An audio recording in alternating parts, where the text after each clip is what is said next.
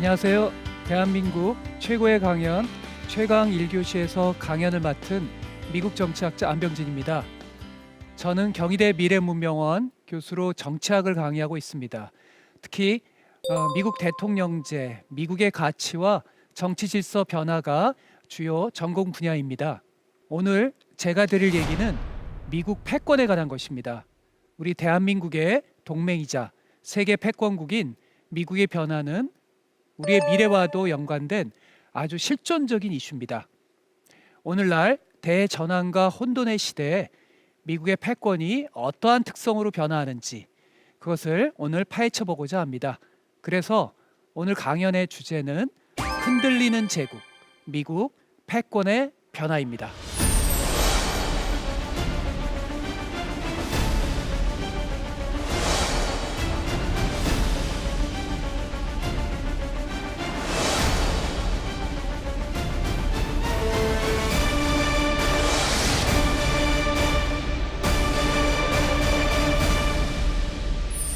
여러분들은 지구종말 시계라고 들어보셨나요?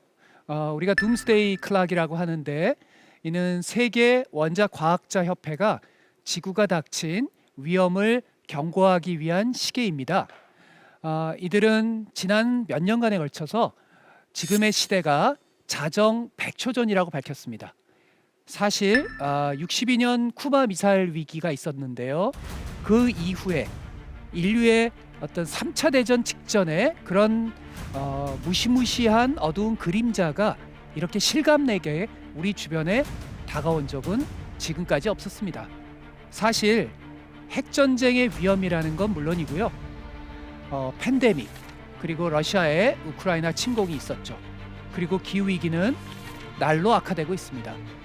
그리고 대만을 둘러싼 미중의 갈등도 계속되고 있죠.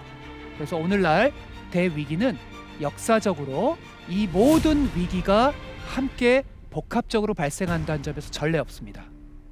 과거 근대 초기에 미국을 방문했던 프랑스의 토크빌이라는 사람이 있었습니다. 저는 그분의 말이 요즘 들어서 자꾸 기억이 납니다.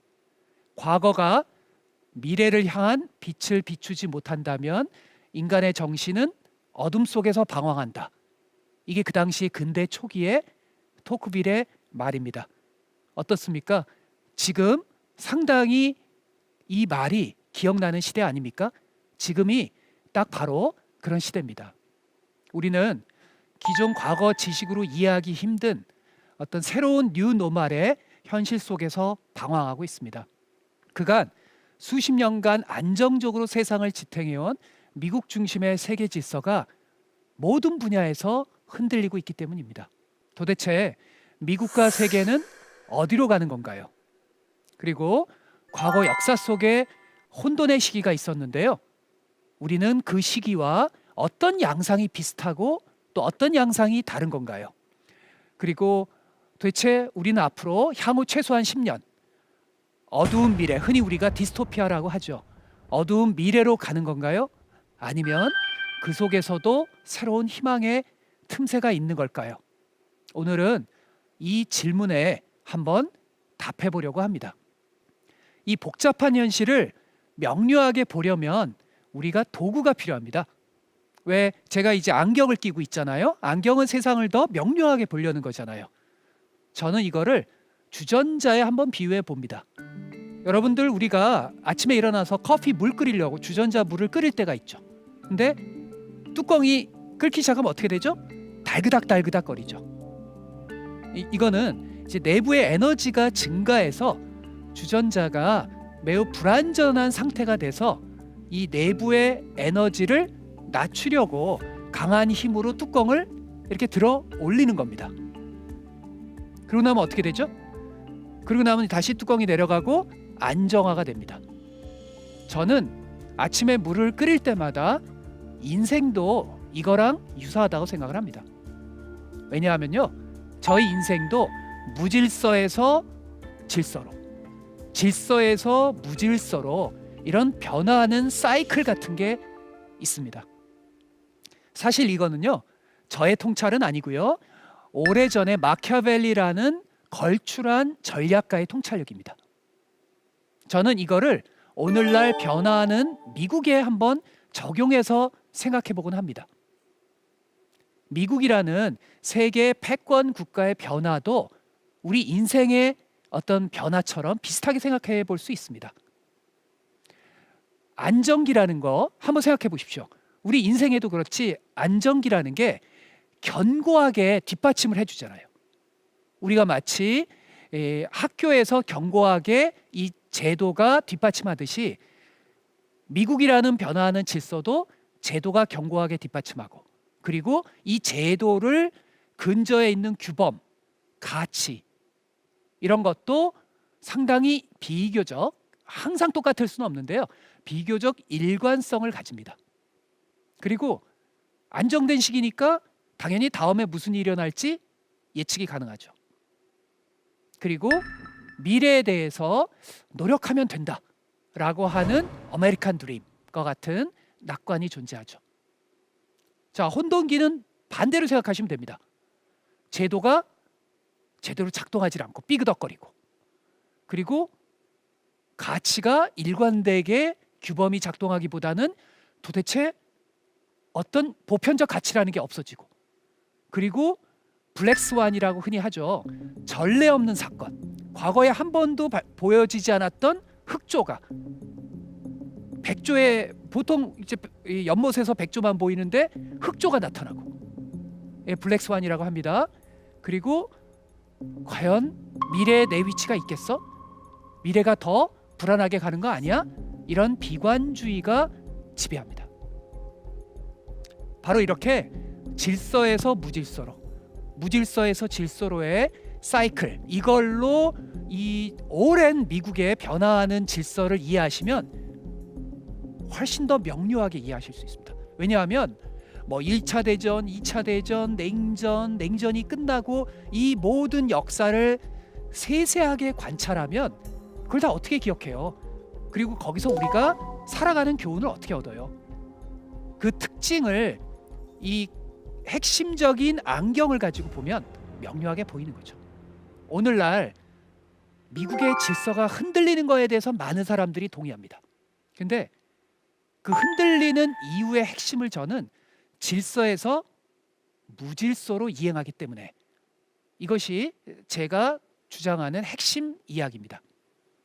그래서 2020년 이코노미스트 6월호, 오래전 6월호에서 오늘날 세계를 신세계 무질서라고 규정하기도 했습니다. 저랑 생각이 굉장히 비슷한 거죠. 신세계 무질서라고 표현할 수도 있고요, 혼돈의 시대라고 표현할 수도 있고요, 혹은 무질서로의 이행이라고 표현할 수도 있습니다. 자, 그러면 우리가 오늘날과 앞으로의 미국의 변화를 알려면 과거 지금과 비슷했던 시기를 한번 떠올려 보는 것도 굉장히 도움이 됩니다. 어떻습니까? 어떤 시기가 지금과 가장 유사할까요?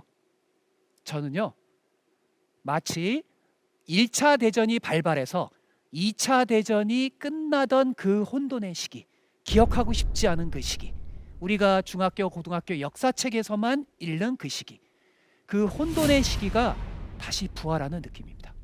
언제죠? 1914년에서 2차 대전이 끝나가는 1945년, 그 기억하기 싫은 혼돈의 시기 말입니다. 어떤 분은 에이, 지금 이렇게 평화로운데 좀 너무 뭐 우크라이나 전쟁이 있긴 했지, 하지만 이건 너무 과장된 위기의식 아니야? 좀 이건 너무 센데? 이렇게 생각하실 수도 있습니다. 근데요, 과거에 그 시기를 살았던 사람의 입장에 한번 우리가 감정이입을 해봅시다. 그 시기의 사람들도 어떤 사건 직전까지는 그냥 평화로운 시기라고 생각했었습니다. 어떤 사건이죠? 1차 대전을 불러온 그 세계의 사건 기억하시죠? 소위 우리가 얘기하는 사라예보의 총성이 울리기 직전까지는 어느 누구도 1차 대전이, 그 끔찍한 1차 대전이 발발하고라고는 생각하지 못했습니다. 사라예보의 총성, 어떤 한 세르비아의 민족주의 청년이 오스트리아 헝가리 제국의 실질적 황태자 이 부부를 암살했죠. 그것을 우리는 사라예보의 총성이라고 합니다. 근데요, 그 총성 직전까지는 어떤 시기였죠? 100년의 평화 시대였어요. 영국의 패권이 영원히 계속할 줄 알았던 너무나도 평화로운 100년이었습니다. 최소한 영국 입장에서 말입니다. 이 시기는 영국이 나폴레옹에게 승리한 1815년 후에서 1914년 전까지 근 100년의 오랜 기간을 가리킵니다. 자, 이 시기가 지금 수십 년간의 우리가 살고 있는 시기와 비슷합니다. 지금 미국이 전 세계의 기축 통화를 떠받치죠. 영국의 파운드처럼 달러가, 그리고 영국의 군사력처럼 미국의 압도적 군사력이, 그리고 영국의 해양력처럼 미국의 항공모함이 대서양과 태평양을 누빕니다. 그리고 그 시기에는 자본주의 시장에 대한 어떤 낙관이 존재했어요. 시장이란 건 보이지 않는 손을 통해서 자기 조절을 해나간다라고 하는 다소 그 당시는 몰랐지만 과도한 낙관이 존재했죠. 그리고 그 당시 노동자들은 올리버 트위스트 소설 기억나시잖아요. 어렸을 때 읽으셨죠? 찰스 디킨스 소설에 나오듯이 너무나도 비참했습니다. 결국 이 질서는 그 안에 균열을 내재할 수밖에 없죠. 무질서로 변하는 겁니다. 왜 여러분들 그 해밍웨이 소설에 그런 질문이 나옵니다. 도대체 어쩌다 그렇게 망했어? 어쩌다 그렇게 됐어? 라는 질문이 나옵니다. 거기에 대한 대답이 천천히, 그러다가 갑자기 귀절이 나옵니다. 생각해 보세요. 우리 인생이 그렇지 않습니까? 평화롭다가 갑자기 어느 순간 모든 게 바뀌죠. 사라부의 총성이 그렇습니다. 사실은 상당한 우연이 겹쳤습니다. 실수로 운전사에게 길을 장군이 잘못 가르쳐줬어요. 참 역사라는 게 참 그런 우연의 연속입니다. 그리고 또한 그 암살범이 배가 고팠어요. 뭐 식사를 건너뛰었나 봐요. 그러니까 자주 가던 카페에 빵을 먹으러 간 거예요. 식사를 건너뛰지 않았다면. 이거 말고도 우연의 그 사슬들이 많거든요. 그런데요, 역사를 지나치게 우연으로 보는 사람들은 그 우연이라는 것과 결합된 필연, 구조적으로 이 불씨가 댕겼을 때 유증기가 가득 찬 곳과 유증기가 가득 차지 않은 곳은 다르죠. 그러니까 구조적으로 이미 기존 질서 붕괴의 조건은 차고 넘쳤습니다. 왜냐하면 보이지 않는 손, 자기 조절적 시장이라는 게 환상이죠. 시장은 누가 규제하지 않으면 투기 자본이 휩습니다. 그리고 식민지 경쟁이 격렬했던 거 기억하시죠? 그리고 각자 도생의 시대, 보호주의가 발생하고 수많은 갈등들이 발생합니다. 이 갈등들에 대한 이것을 해결하기 위한 다양한 나라가 저마다의 길을 당시 선택했죠. 어떤 나라는 무시무시한 파시즘의 길로, 무솔리니, 히틀러 기억나시죠? 어떤 나라는 사적 소유를 사회화하는 레닌의 사회주의 길로, 그리고 어떤 나라는 파시즘도 사회주의도 답이 아닌 것 같아서 국가의 역할은 강화하되 시장의 활력을 여전히 살리는 방향, 우리가 기억하는 뉴딜로. 그런데 이 세 가지의 길 중 어느 길이 승리했죠? 우리가 아는 뉴딜의 길, 미국의 길이 결국 승리합니다. 루즈벨트가 무솔리니에게, 히틀러에게, 레닌에게 승리한 셈이죠. 이 양차 대전 후에 미국의 패권이 본격적으로 전 세계를 지배하기 시작합니다. 이 미국이란 나라가 말입니다, 굉장히 흥미로운 나라예요. 만약 여러분이 신을 믿으신다면 어떤 그리스 로마 시대의 미국이었다면 신의 축복을 받은 나라라고 얘기했을지도 모릅니다. 왜냐하면요, 대서양 태평양으로 안전하게 보호받고 있죠. 그리고 얼마든지 대서양 태평양으로 진출할 수 있는 길목을 다 갖고 있죠. 그리고 한 국가 내에 풍부한 자원이 넘쳐 흐릅니다. 한 국가라기보다는 세계 국가라고 전 표현합니다. 그래야 미국이란 나라의 그 감을 잡으실 수가 있습니다. 더구나 영국은 인도까지 식민지까지 거리가 멀죠. 근데 미국은 바로 옆에 남미라는 배후지가 있어서 미국의 다국적 기업들이 훨씬 강한 이점을 가지고 활동할 수가 있죠. 그러니까 하늘이 내린 온갖 유리한 조건은 다 갖고 있습니다. 패권 국가로 부상하기가 딱 좋은 그런 조건을 갖고 있죠. 혹시요 그 시청자님들께서 이 무술 영화의 그 이 스타 이연걸 배우가 주연하는 영웅이란 영화 혹시 보셨던 분이 있는지 모르겠는데요. 무협 영화 좋아하시는 분은 꼭 보십시오. 오래전 영화입니다. 근데 이게요 단순한 무협 영화가 아니에요. 이것은 미국의 패권, 중국의 패권, 과거 영국의 패권, 네덜란드의 패권 국가의 그들 입장에서의 논리를 기가 막히게 설명하는 영화입니다. 근데 제가 오늘 이 영화를 소개해 드리는 이유는 이것은 미국의 패권에도 적용될 수 있는 영화입니다. 한마디로 강대국의 패권이라는 게 나쁜 게 아니야. 그거는 그 강대국에게도 이점이지만 전 세계 질서도 덕분에 안정될 수 있는 거 아니야? 라고 하는 논리를 갖고 있습니다. 왜 그 영화 줄거리 기억나시나요? 그 영화에서 패권을 가진 진나라, 그 진나라에게 온 가족을 잃어버린 그 분노에 찬 청년 아닙니까? 이연걸이 처음에는 그 자신의 가족들을 살해한 그 제국주의에 대해서 그 제국주의의 우두머리 암살을 하려고 하는 거죠. 테러리스트가 되려고 합니다. 그런데 말입니다. 이 영화에 반전이 있죠.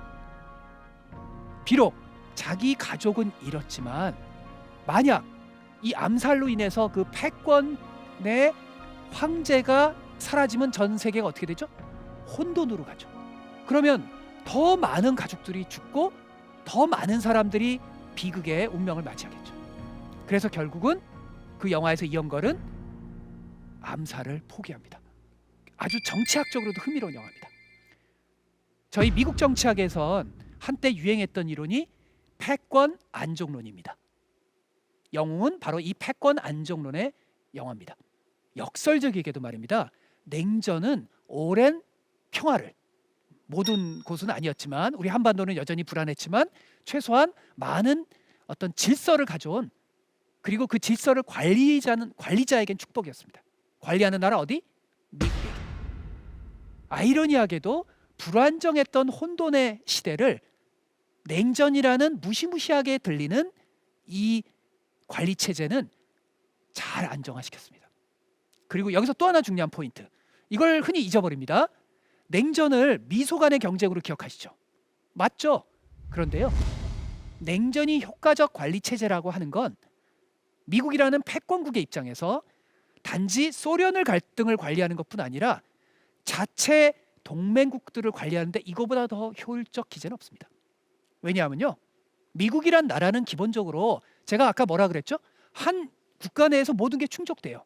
굳이 뭐 다른 나라의 지리에 관심을 가질 이유가 별로 없어요. 일반 국민 입장에서. 고립주의 경향이 DNA 속에 뿌리 내린 나라입니다. 해외 원조 좋아하겠습니까? 해외 투자 좋아하겠습니다. 해외 원조하면 그럼 내 세금이 나가는 건데요. 알레르기 반응을 보이죠. 근데 말입니다. 우리에게선 절대로 기억하고 싶지 않은 끔찍한 비극. 우리 한반도를 비극의 도가니로 몰아넣었던 한국전쟁. 이게 발생했을 때요. 당시 에치슨이 한 표현이 흥미롭습니다. 야, 이걸 흥미롭다고 말하기 너무 슬프죠. 한국이 우리 미국을 구했다. 한국전쟁이. 전쟁의 역설적 효과입니다. 한국전쟁으로 인해서 이제 냉전의 정당성은 분명히 뿌리내립니다. 아니, 미국 국민들을 설득하는 데 있어서 이거보다 더 필요한 사건이 어디 있습니까? 자, 두 번째. 이 패권 안정 질서의 두 번째 특징은요.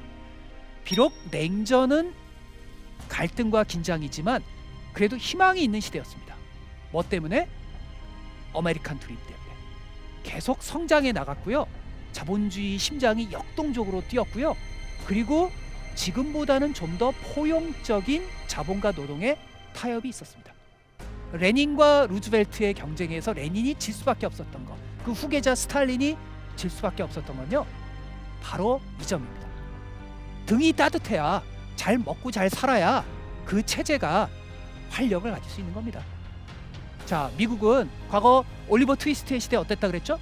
참혹했던 그 약자들에 대한 착취의 시대죠. 그런데 그렇게 계속했다가는 어떻게 돼요? 레닌에게 뺏기죠. 미국도 당시 사회주의의 열풍이 굉장했습니다. 따라서 노조를 체제 내화해야죠. 노조와 자본이 타협하는 뉴딜, 그리고 대량 생산과 대량 소비로 풍요의 시대, 희망의 시대, 나도 노력하면 될 것 같은 시대를 열어가죠. 제가 처음에 미국에 오래전에 유학을 가서 대형 슈퍼마켓에 갔을 때 그 압도적인 그 넓음과 감자칩 하나 사려고 그러는데 웬 감자칩의 브랜드가 이렇게 많은지 뭘 선택해야 될지 제가 한참을 망설이다가 집에 사가지고 왔거든요. 저만 그런 게 아니라 소비에트의 지도자들도 미국 슈퍼마켓에 오면서 어떤 무의식이 드냐면, 그래, 우리 체제가 잘못됐어, 미국의 체제를 뭔가 흉내내야지, 이런 겁니다. 그리고 포드 자동차를 몰면서 중산층이 된 것 같은 생각. 자, 그리고 미국만 잘 살아가지고 되겠습니까? 미국의 그 엄청난 법인 자본주의가 어디든 진출을 해야 될 거 아니에요. 누가 내 상품을 사는 사람이 많아야, 소비자가 많아야 내 기업도 번성하겠죠. 그래서 유럽에서 일단 소비를 진작시키기 위해서 전쟁 이후에 전 지구적 뉴딜이라고 하는 마샬 플랜으로 자금을 투여합니다.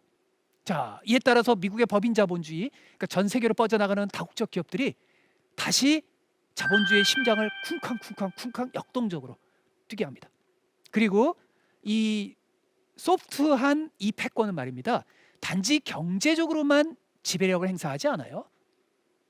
스스로 이 체제에 같이 차를 타고 싶다라고 하는 마음, 뭐죠? 문화입니다.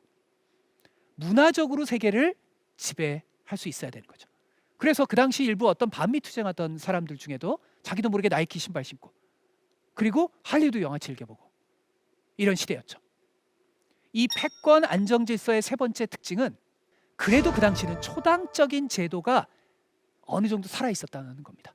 당쟁은 국내에서만 하고 밖으로 나가는 순간 멈추자라는 게 비교적 작동했다는 겁니다. 당시 공화당, 민주당 내 온고파들이 서로 타협도 하면서 초당적인 합의가 있었던 시대죠. 중도적 지대도 상당히 폭이 넓어서 그러니까 자기의 집토끼와 넓은 폭의 중도를 다 연합하면 어떻게 되죠? 선거에서 압도적인 다수당이 되고, 압도적인 다수당이 된다는 얘기는 뭐죠? 대담한 아젠다를 할 수 있죠. 프랭클린 루즈벨트가 그런 거죠. 그리고 네 번째 특징은 이 우리가 오늘날 아는 자유주의적 국제 질서를 전 세계의 보편적 질서로 안정화시킵니다. 우리가 지금 아는 기구들 말입니다. 다자주의 기구로 막 자본이 막 움직이는 것들을 규제하죠. 고삐를 채우죠. 자본의 불안정성을 안정화시키죠. 지금 우리가 아는 IMF가 그렇죠. 뭐 금융위기 생기면 어디가 들어가요? IMF가 들어가잖아요. 그리고 일정한 조건으로 자본주의의 방식을 더 다르게 규제하죠. 가트, 뭐 여러분 가트는 잊어버리셨죠. 지금은 WTO로 바뀐 세계무역기구. 이것이 심지어 권위주의 혹은 미국 자본주의와 다른 모델을 추구하는 러시아와 중국도 제발 WTO 가입하게 해줘. 우리도 WTO 체제에 들어갈게. 처음엔 안 돼. 너네 인권 그따위로. 그러다가 그래, 들어와서 우리 같이 한번 번영해보자. 바뀌죠. 자, 다섯 번째, 이 패권 안정 질서. 이거 중요합니다. 왜냐하면 오늘날과 상당한 차이가 있는 비교가 가능한 겁니다. 뭐냐면 저스틴 타임이라고 그 경영학에서 얘기하죠. 이거 어려운 말인데 그냥 쉽게 얘기하면 필요한 상품을 필요한 때 필요한 양만큼 생산하는 거죠. 지금까지는 그래서 뭐 먼 나라에 중국에 인도에 한국에 싼 임금으로 했었죠. 안정된 세계 공급망이 있었죠. 제 친구 중에는 막 자동차 하나 사려고 몇 개월을 6개월 이상 기다리는 친구들이 있더라고요. 그 시대가 아니었죠, 그 당시는. 그래서 미국과 중국이 어땠어요? 윈윈. 어떤 사람은 이래서 차이 메리카라고도 표현합니다. 차이나 아메리카 합쳐서 서로 상호 의존하는 시대. 건설적으로 협력하다 보면 중국도 정치적 자유가 언젠가 되겠지 뭐. 그렇게 확신했죠. 혹은 어떤 사람은 그렇게 믿고 싶었죠. 자, 지금까지의 모든 그 시대의 특징은 결국은 겉으로는 안 보이는데 우리 눈에는 안 보여요. 근데 우리가 평택에 가면 그리고 하와이에 가면 뭐가 보이죠? 미국 기지. 오키나와에 가면 뭐가 보이죠? 그때서야 비로소 보이는 게 있죠. 미국 기지. 지구 경찰로서 미국이 뒷받침을 해야 세계 WTO도 작동할 수가 있죠. 해양에서 유라시아 양쪽 극을 연결하고 지구에서 우주까지 연결하는 이 어마어마한 네트워크를 지배했기 때문에 배가 이 한국의 부산항에도 들어갈 수 있는 거고 인도 태평양을 향해 할 수 있는 거죠. 오늘날 미국 군사력은요 다른 주요 강대국의 모든 군사비를 합친 것보다 많죠. 근데요 우리 인생이 그렇듯이 모든 성공에는 다 부작용이 있고요 대가가 따릅니다. 저는 이거를 분노의 부메랑이라고 부릅니다.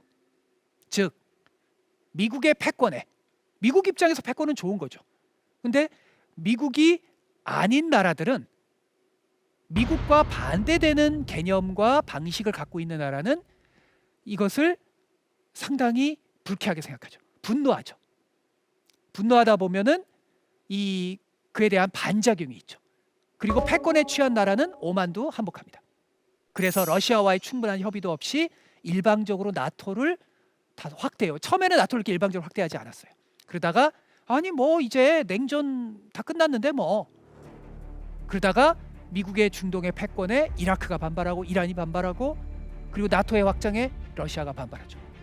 이 패권을 유지하는 비용도 부메랑으로 계속 다가오죠. 미국에게 식민지가 있습니까? 영국에게 인도가 있지만 미국에겐 인도가 없습니다. 오직 자신의 기축통화인 달러를 찍어내는 수밖에 없죠. 그리고 달러가 불안정해지면 우리 모두가 달러가 기침하면 우린 독감에 걸립니다. 그리고 미국이 자본주의가 번영할 때 일본은 가만히 있습니까? 중국은 가만히 있나요? 대한민국은 가만히 있나요? 경쟁이 격화되면 자연스럽게 이윤율이 떨어지죠. 경쟁이 격화되니까 혼자 잘 살던 시대에서 그러면 이 과잉된 자본이 어디 갈 데가 없죠. 이윤율도 떨어지고 계속 금융을 통해서 소위 말하는 카지노 자본주의가 생깁니다. 돈이 돈을 먹는 금융자본주의라고 하죠. 2008년 경제 위기가 그런 겁니다. 이윤율이 떨어지고 그리고 이것을 계속 거품을 키워서 부동산 거품으로 해결하려고 그러다가 그만 서프라임 모기지 사건 그리고 오늘날까지 이 전 세계적인 퍼퓰리즘 현상 소위 루저가 된 사람들 잘 나가는 세계화로 잘 나가는 사람과 잘 못 나가는 사람의 간극이 커지니까 유증기가 전 세계에 퍼집니다. 불씨만 당기면 전 세계가 불길이 일어나죠. 파퓰리즘의 불길. 결국 이 불길은 트럼프라는 이 새로운 현상으로 발생하고 그리고 중국은 이 기회에 미국을 패권을 교체하려고 합니다. 공세적 외교, 관세 및 보조금 산업 정책을 활용해서 공격적 패권을 추구하기 시작합니다. 그리고 우리가 잊어서는 안 되는 게요. 이 미국의 성장의 시대, 전 세계 성장의 시대는 동시에 자연을 착취했던 시기입니다. 즉 천천히 기후위기가 천천히 그리고 서서히 가속도가 붙기 시작하는 겁니다. 자, 오늘날 체제 한번 얘기해 봅시다. 과거 사라예보의 총성이 그 우연을 만들어냈다면 오늘날 시기의 시작은 저는 2016년 트럼프의 당선을 기점으로 봅니다. 사라예보의 총성이 암살범이 배고파가지고 우연히 빵집에 들른 거라면 우연히 오바마가 기자들이 모인 한 행사장에서 그 앞에 앉은 트럼프 당시 부동산 업자를 막 조롱했어요. 그냥 유머로 한 건데 오바마는 그러면서 안 그래도 대선에 대선병이 걸린 트럼프가 대선 결심을 조금은 앞당기죠. 근데요 이 우연은 필연과 결합되는 거라 그랬잖아요. 필연 즉 곱빗 불린 자본주의 오늘날 신자유주의라고 말하는 곱빗 불린 자본의 운동이 막 거품을 피우고 카지노 자본주의를 내고 이런 것들이 바로 오늘날 시대를 만들어오죠. 2008년 경제 위기 기억나시나요? 그 전까지 뉴욕타임즈나 이런 언론들은요 이 대마불사 이 바둑 용어죠. 큰 규모의 기업은 망하게 할 수가 없다라고 하는 대마불사의 신화를 가진 한국을 막 비판적인 칼럼 쓰고 그랬습니다. 제가 생생히 기억나요.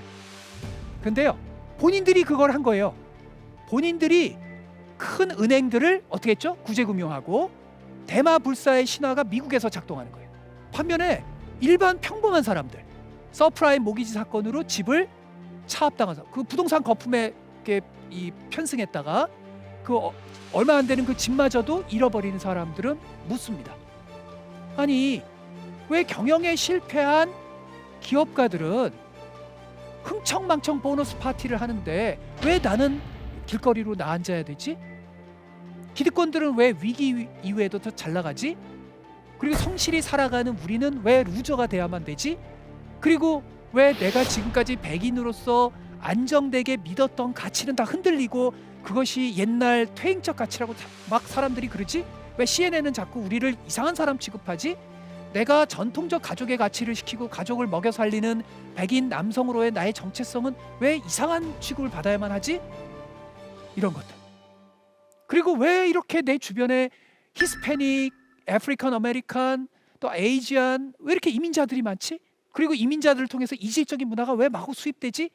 아, 이거는 다 뉴욕과 보스턴을 중심으로 한 기득권들, 이 소위 말한 딥 스테이트, 기득권들이 그 의회 깊숙이, 기업 깊숙이, 온 사방 깊숙이 뿌리를 내리고 있어서야 우리는 이 하수구를 청소할 우리의 반란군의 영웅이 필요해. 저기 반란군의 영웅이 있네? 누구? 트럼프.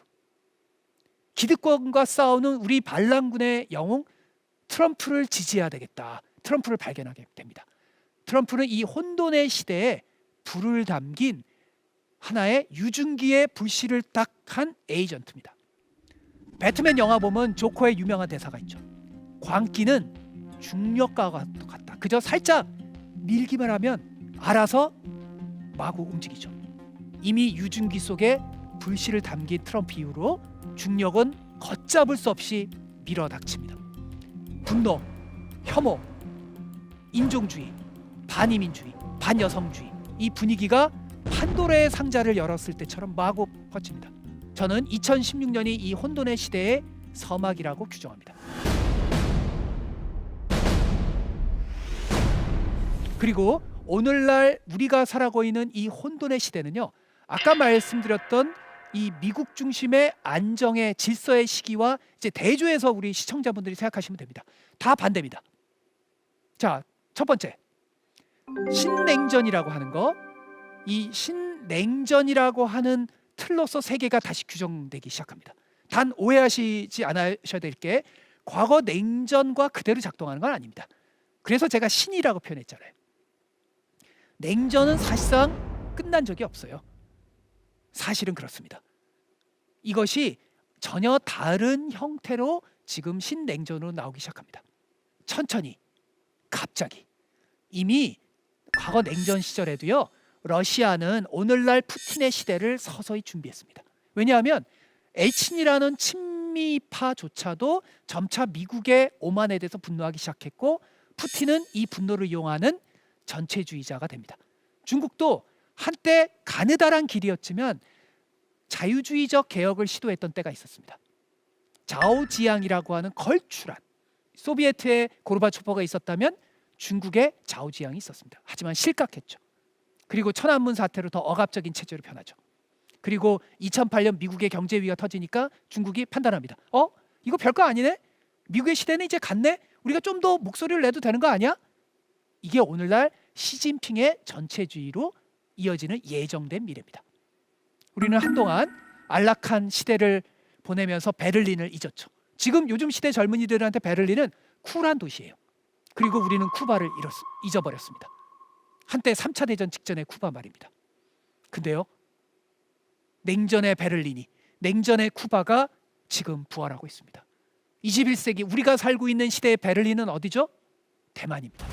전 세계의 자유주의와 권위주의의 체제 대결은 대만을 중심으로 움직입니다. 3차 대전 직전, 핵전쟁 직전의 쿠바는 21세기 어디죠? 우크라이나입니다. 그렇게 우리는 다른 형태지만 핵심적인 부분, 즉 체제 경쟁이란 측면에서 냉전이 부활하고 있는 겁니다. 차이는 크죠. 지금의 중국은 과거의 소비에트와는 차원이 다른 비교할 수 없는 미국의 적이죠. 다만 말입니다. 핵심적 차이는 그 당시 냉전은 그때는 비교적 그래도 구분하기가 쉬웠습니다. 우리 편, 니네 편. 근데요, 지금은 산뜻한 이분법의 시대가 아닙니다. 그래서 과거 냉전과 기계적으로 냉전을 적용하면 안 됩니다. 이제는 누가 적이고 누가 아군이고 아군끼리도 서로 이해관계가 다 다르고 복잡하게 이미 얽혀 있습니다. 그래서 독일의 수상이 작년에 어디 갔죠? 시진핑이랑 그토록 전 세계 자유주의가 합쳐서 갈등하자 그랬는데 중국 시진핑 딱 만나서 야, 우리 협력해야 돼 이랬죠. 사정이 있는 거죠, 다. 그리고 자, 두 번째 특징. 과거 그래도 냉전 시절 미국의 제도는 때로는 초당적 타협이 살아 있었습니다. 근데 이제는 극단적인 분열의 양국화 정치가 노말입니다. 그러니까 비유하자면 미국과 중국 사이에서만 문명의 충돌이 있는 게 아니라 미국 내에서도 문명의 충돌이 있는 겁니다. 그러니까 비유적 표현입니다. 이제 안정적인 질서 관리란 누가 대통령이 되더라도 불가능합니다. 심지어는 양당인데 한쪽 정당의 지배적인 흐름이 선거의 규칙을 부정하잖아요. 이게 제3세계에서나 보는 현상 아니에요? 그럼 미국이 선거관리위원단을 파견하죠. 근데 미국이 그렇게 돼버렸어요. 심지어 일각에서는 무장 폭동까지 선동합니다. 그러니까 과거의 질서 시대의 규칙이 오작동을 일으키는 거예요. 자, 세 번째. 과거 제가 안정화된 질서의 시대는 뭐라 그랬죠? 낙관의 시대, 성장의 시대, 아메리칸 드림의 시대라 그랬죠. 이제는 수축의 시대입니다. 대한민국도 그렇고 미국도 그렇고 수축 사회의 시대입니다. 그리고 비관의 시대입니다. 사실 이게 경제학적으로 논쟁이 있는데 실질적인 미국의 성장률은 이미 2년 3년에서 떨어지기 시작합니다. 이미 70년대서부터 천천히 미국 퇴조의 징후는 있었습니다. 근데요, 오늘날은 장기 침체가 훨씬 더 분명하게 보이죠. 과거 노벨 경제학상을 받은 아주 걸출한 석학이죠. 보수적 성향의 석학이십니다. 이분이 지표를 보다가 어느 날 눈을 비빈 거예요. 이상하다. 내가 밤늦게까지 연구를 하다 보니까 내가 잘못 봤네. 선진국 OECD 국가들 중에서 한 국가가 다 다른 국가는 다 알코올 중독, 뭐 약물 남용 이런 게 떨어지고 있는데 선진국이니까 잘 사니까. 근데 한 나라가 이 중산층들이 알코올 중독이나 이런 게 상승하는 거예요. 어디? 자기 나라, 미국. 그럴 리가 없는데 내가 뭘 잘못 봤나? 안경을 닫고 다시 봤죠. 미국이에요. 그것도 흔히 저소득층으로 비유되는 아프리칸 아메리칸층이 아니라 백인이. 오늘날 파퓰리즘의 토대인 거죠. 디턴 교수가 충격에 빠지는 건 한 사회의 중산층의 허리잖아요. 성장의 낙관이 사라지면 그 자리에 뭐가 생기죠? 절망이, 분노가, 혐오가. 누군가 내 자신의 절망과 나의 루저의 위치를 설명해 줄 수 있는 설명이 필요하죠. 그리고 그것을 어딘가 행사해야 되죠. 자, 네 번째 이 혼돈의 시대의 특징. 과거 WTO. 요즘에 사람들이 WTO 관심 있습니까? 요즘 WTO라는 단어 대신에 어떤 말? 보호주의란 말이 많죠. 그리고 이 단어 기억하실 필요 있습니다. 초대받은 클럽의 시대입니다. 그래서 이제는 WTO보다 더 중요한 건 뭐다? 초대받은 클럽의 시대다. 자, 초대받은 클럽이 뭐냐? 초대받은 건 일정 정도 조건이 부합되고 초대를 해줘야 갈 수 있는 거죠. 파티에. 왜냐? 누구 때문에? 중국 때문에. 기존 다자주의 틀로 하다 보니까 WTO에 중국이 들어왔어요. 환영했어요. 두 팔 벌려 환영했어요. 근데 이거 뭐지? 중국이 점차 성장해 가면서 공세적 산업 정책의 수위도 성장하는 거예요. 그리고 때로는 중국이 그 교묘하게 WTO의 틀을 피해갑니다. 자, 그래서 미국은 우리가 믿을 수 있는 국가들, 어느 국가? 같은 자유주의, 민주주의 국가. 그 국가들에게만 초대장을 날립니다. 이 두 세계가 이렇게 분리되는 거, 이거를 일각에서는 그래도 디커플링은 불가능해. 애플 봐. 좀 중국에서 갑자기 다 철수할 수 있어? 그런 얘기를 하죠. 맞습니다. 맞고요. 과거 냉전 시절과 그래서 다른 겁니다. 이미 우리는 완전히 디커플링이 당분간 불가능합니다. 근데 이거는 인식하셔야 돼요. 뭐냐면 외과 수술식이라는 단어가 붙으면 디커플링 됩니다. 외과 수술식 디커플링의 시대입니다. 맞춤형 디커플링의 시대라는 겁니다. 외과 수술이라는 게 그렇잖아요. 이게 암의 세포만 떨어내는 거잖아요. 특히 요즘 로봇 수술 같은 게 지금 시대를 그렇게 이해하시면 됩니다. 안보에 위협이 될 수 있는 경제안보라 그랬죠. 전략 품목에서는 디커플링, 단호한 디커플링. 그렇지 않은 항목은 그래 협력. 저 미국과 중국 사이에 협력 못할 일이 뭐 있어? 근데 양자 컴퓨터는 안 돼. 이런 거죠. 그래서 지금의 시대를 신냉전으로만 구분하는 그건 적절하지 않아요. 신냉전을 하면서도 협력하는 그 모순적인 시대입니다. 기후가 그런 거 아니에요? 기후는 전 지구가 달라들어도 이 기후 위기를 극복하기 어렵잖아요. 그렇죠? 미국과 중국이 무슨 딴 살림을 차린들 기후가 미국에만 작용합니까? 아니죠. 협력을 해야죠. 그런데요, 이것도 협력하기가 쉽지 않아요. 왜? 이것도 체제 경쟁과 얽혀 있거든요. 누가 신재생 에너지 산업에서 우위를 차지할 것인가? 이게 패권으로 연결되거든요. 우리가 살고 있는 세상이 어렵습니다. 그래서 미국이 중국에게 정상회담이나 실무자 회담을 할 때 야, 기후는 협력해야지 말이야. 그럼 중국 사람들이 그럽니다. 야, 너네는 한쪽으로 악수하면서 한쪽으로 뺨 때리고 있잖아. 경제 안보라며, 신냉전이라며. 그런 거죠. 이게 이 미국이 처한 오늘날 패권 국가인 미국의 모순이자 딜레마입니다. 지구도 안정화시켜야죠. 중국도 견제해야죠. 그러니까 이 딜레마 속에서 자꾸 이 세계는 비틀비틀 거립니다. 모순적인 시대인 거예요. 자, 그리고 또 하나의 특징, 아까 제가 just in time. 그러니까 이 필요한 상품을 언제? 필요할 때 필요한 만큼. 자, 지금은 영어로 써서 죄송합니다. just in time의 시대에서 just in case의 시대. just in case가 한국말로 하면 그래도 혹시 만에 하나. 지금은 만에 하나를 기업과 정부와 여러분들, 우리 개인도 just in case란 영어 단어를 꼭 기억하세요. 마스크 중국에만 믿을 수 있습니까? just in case. 그런 겁니다. 그래서 자국의 많은 잉여된 공급을, 비록 그게 경제학적으로 효율적이지 않을지 몰라요. 비용이 부과돼요. 병상을, 코로나 시대에 병상 늘렸죠. 이거 완전히 축소했다. 갑자기 코로나 생기면 어떡할래요? 이런 잉여가 필요한 시대입니다. 다차원의 안전망이 필요한 시대입니다. 우리가 이 코로나 시대에 뼈저리게 깨달은 거죠. 그리고 유럽이 러시아의 우크라이나 침공으로 뼈저리게 깨달았어요. 천연가스 갑자기 끊어버린다 했는데 어떻게 해요? 갑자기 산에 가서 나무 해오고 그러잖아요. 끔찍하게 안타깝게 깨닫는 거예요. 공급망의 교란이 곧 세계의 교란입니다. 공급망의 안보의 시대. 그런 시대에서는 잉여가 필요하고 just in case가 필요하고 친구가 필요합니다. friend shoring. friend라는 게 친구거든요. friend shoring이 필요하고, 자, friend shoring도 못 믿죠. 왜요? 대만에서 무슨 사태가 발생하면 반도체 어떡할 거예요? 한국에게 무슨 사태가 발생하면 그럴 일은 없어야 되지만 반도체 어떡할래요? 그럼 어떻게 해야 돼요? 자국에 이 다시 제조업을 불러들이고 반도체 공장을 세워야죠. 반도체 기획 설계만 하고 나머지는 니네가 생산해? 그랬다가 그 생산 라인이 막히면 어떡할래요? 그래서 어느 경제학자는 홈커밍의 시대, 집으로 복귀하는 시대, 리쇼어링의 시대라고도 합니다. 혼돈의 시대의 마지막 특징은, 이건 우리 한반도에도 관련된 얘기입니다. 군사의 외주화입니다.